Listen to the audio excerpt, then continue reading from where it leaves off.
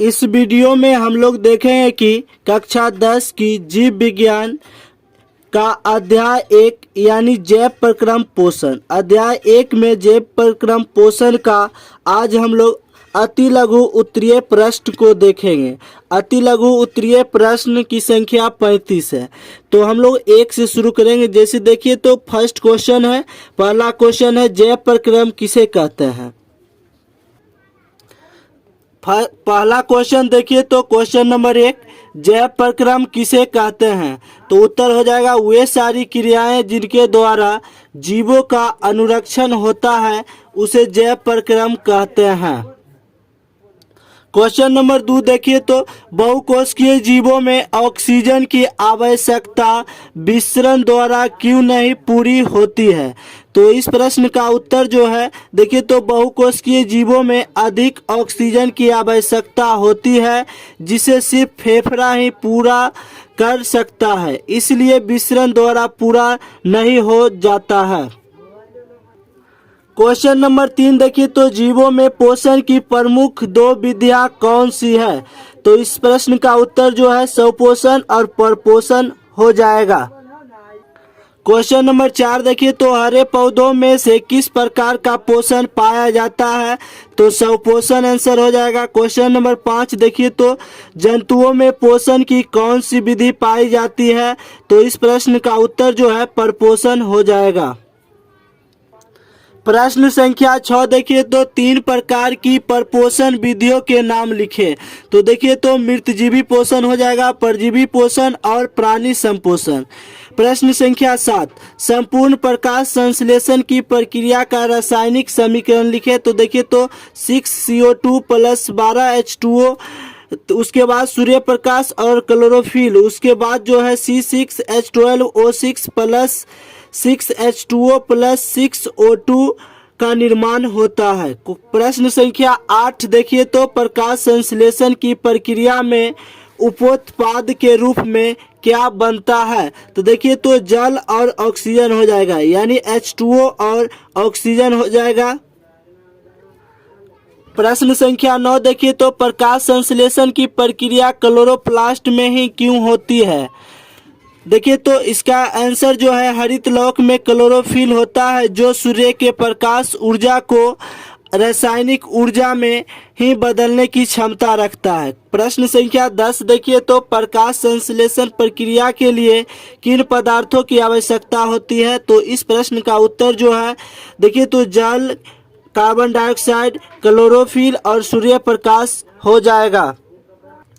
प्रश्न संख्या 11 देखिए तो प्रकाश संश्लेषण की प्रक्रिया के पौधों CO2 कहाँ से लाते हैं। तो वायुमंडल से।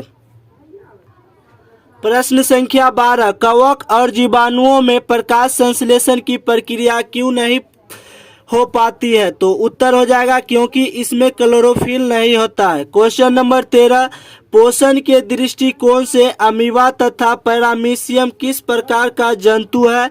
तो देखिए तो इस प्रश्न का उत्तर जो है प्राणी संपोषी हो जाएगा। उसके बाद क्वेश्चन नंबर 14 देखिए तो मनुष्य का आहार नाल कौन कौन से मुख्य अंगों में बांटा गया है। देखिए तो इस प्रश्न का उत्तर जो है मुख गुहिका, अमाशय, छोटी आंत, बड़ी आंत, मलाशय, मलद्वार इत्यादि। क्वेश्चन नंबर 15 देखिए तो ग्रसनी में स्थित 2 छिद्रों के नाम लिखे। तो इस प्रश्न का उत्तर जो है निगल द्वार तथा कंठ द्वार।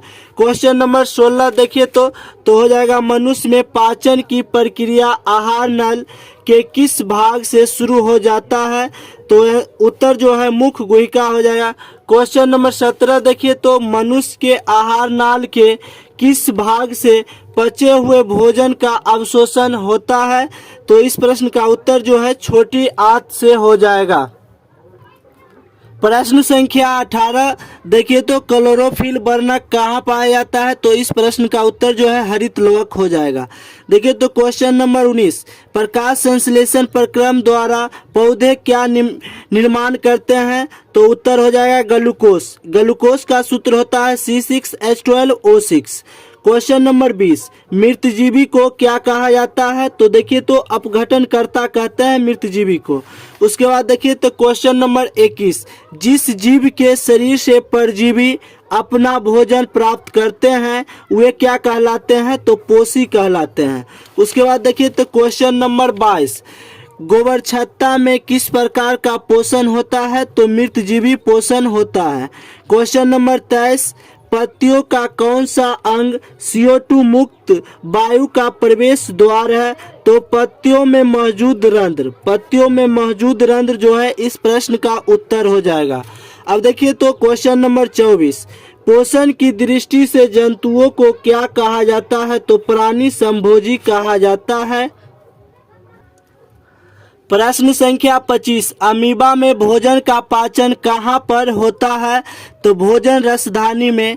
उसके बाद क्वेश्चन नंबर 26, मनुष्य में पाचन के लिए विशेष अंग को क्या कहा जाता है? तो पाचन तंत्र कहते हैं।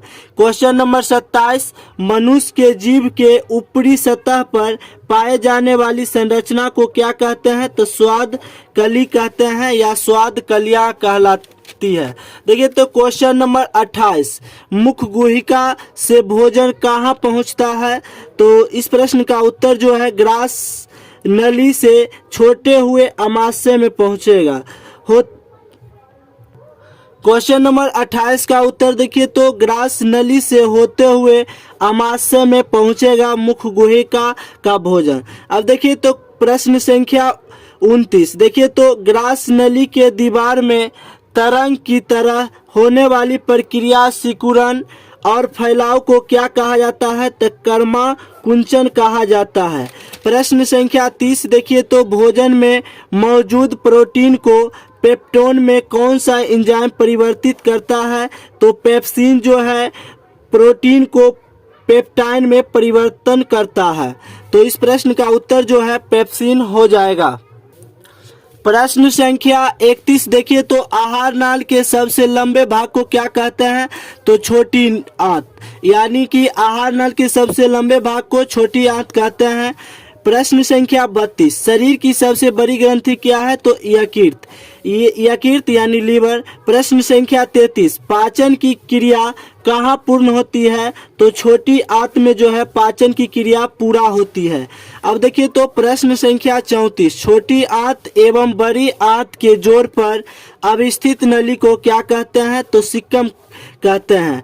प्रश्न संख्या 35 और आखिरी प्रश्न है, अपचा भोजन अस्थायी तौर पर कहाँ संचित रहता है? तो मलाशय में। इसी के साथ अति लघु उत्तरीय प्रश्न 1 से 35 समाप्त हुआ। अब हम लोग लघु उत्तरीय प्रश्न को नेक्स्ट वीडियो में देखेंगे। अगर आपको वीडियो अच्छा लगा है तो दोस्तों के साथ वीडियो को शेयर कीजिए, कमेंट कीजिए और लाइक शेयर एंड सब्सक्राइब जरूर कीजिए। मिलते हैं फिर किसी नेक्स्ट वीडियो में, तब तक के लिए धन्यवाद।